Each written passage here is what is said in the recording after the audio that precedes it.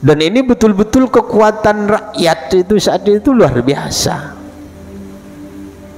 Ya, banyak ditulis ya oleh ahli-ahli sejarah, termasuk diantaranya ya Al-Maufullah sekarang itu ya Profesor Kiai Agus Sunyoto itu yang memberikan bagaimana kondisi resolusi jihad, kondisi fatwa jihadnya Hadratus Syekh saat itu begitu luar biasa. Rakyat itu betul-betul tawadhu, itu betul-betul apa ya, itu fatwanya Hadratus Syekh Hasyim Asy'ari itu dahsyatnya luar biasa, sehingga tentara Inggris pun itu akhirnya ya sampai akhirnya Jenderal Malabi yang akhirnya itu terbunuh ya akhirnya itu Inggris hengkang dari Surabaya. Gara-gara apa? Gara-gara itu fatwa seorang ulama yang harismatik, yang magnetnya ini luar biasa.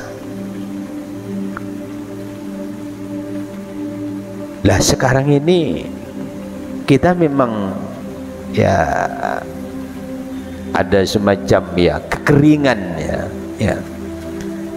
ya mungkin nggak tahu entah apa pengaruh apa ini, tapi yang jelas kita ini selaku santri, kalau kita merujuk pada sejarah-sejarah ya ini kan mesti harus tetap ya sikap tawadhu, sikap adab asor, sikap kekuatan-kekuatan spiritualnya ini kan harus terus dibangun. Memang itu santri itu ya harus membangun terus ya kekuatan-kekuatan spiritual, sehingga apa ya sama dulu para sahabat itu ketika Rasulullah baginda Nabi itu memberikan satu perintah itu tidak ada yang menolak, itu tidak ada para sahabat begitu ya tawadhu, begitu luar biasa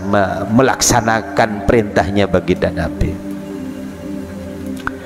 Lah akhlak-akhlak sahabat ini mestinya yang harus spiritnya yang harus ditiru oleh sampai hari ini oleh para santri, oleh masyarakat, oleh umat.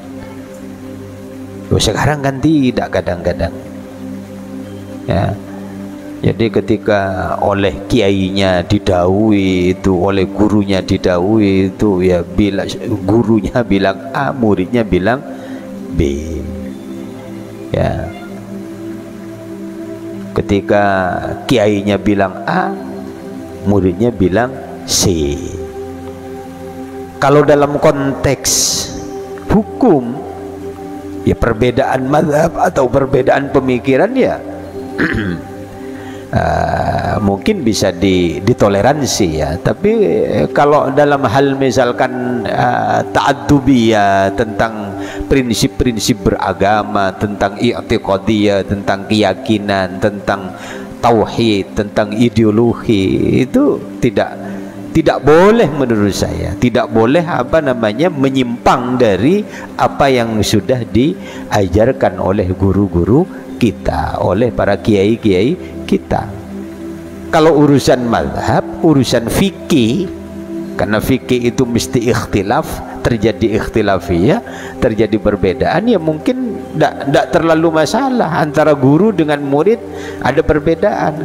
Tapi urusan i'tiqadiyah, urusan ideologi, urusan manhaj, urusan pemikiran, urusan ta'addubiyah, ya adab, itu tidak boleh ada pergeseran lalu digeser itu antara misalkan kata tadi itu gurunya ke utara, muridnya ke selatan. Dalam hal i'tiqadiyah, dalam hal keyakinan, dalam hal adabiyah tidak boleh itu dipisah-pisah. Kalau urusan fikih itu bolehlah itu, karena para ulama-ulama mazhab sering saya katakan ada terjadi perbedaan antara guru dengan murid. Imam Syafi'i dengan Imam Malik itu ada perbedaan. Imam Malik dengan Imam Abu Hanifah ada perbedaan. Imam Ibnu Hambal dengan Imam Syafi'i gurunya, ya, Imam Ibnu Hambal itu murid, ada kadang terjadi perbedaan dengan gurunya yaitu Imam Syafi'i. Itu dalam hal urusan apa? Fikih, dalam urusan bermadhab, dalam urusan furu'iyah. Tapi dalam urusan i'tiqadiyah, urusan keyakinan, tauhid, ideologi, maka tidak boleh.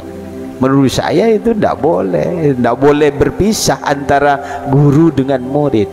Inilah yang didoktrin oleh para kiai kita. Maka harus ada yang namanya sanad ilmu. Sanad ilmu itu bahwa guru dengan murid itu harus nyambung.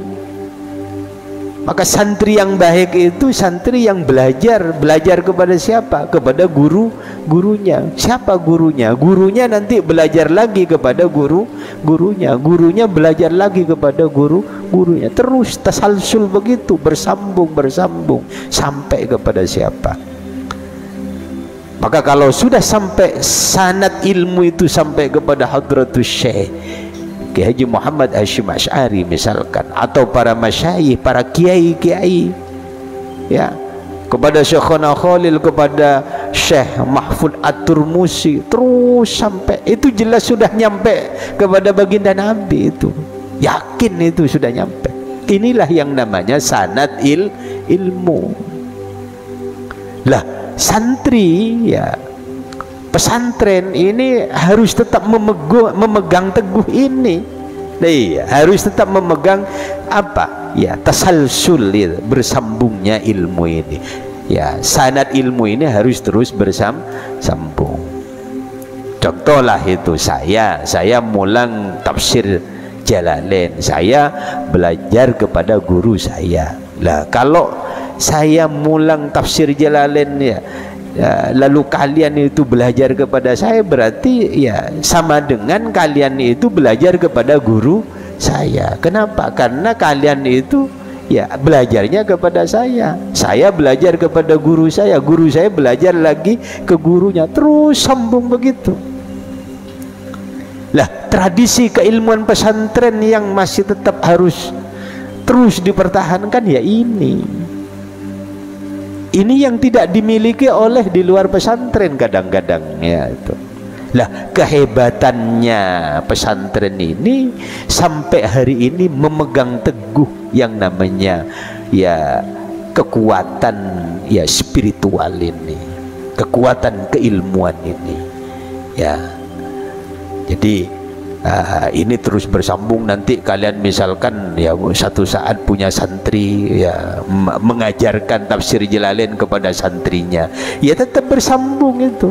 Kalau kalian satu saat mengajarkan kitab ya tafsir Jalalain karena kalian ngaji kepada saya ngaji kepada guru saya, lah satu saat ketika kalian ini santri-santri ini mengajarkan kepada muridnya, ya sama dengan apa?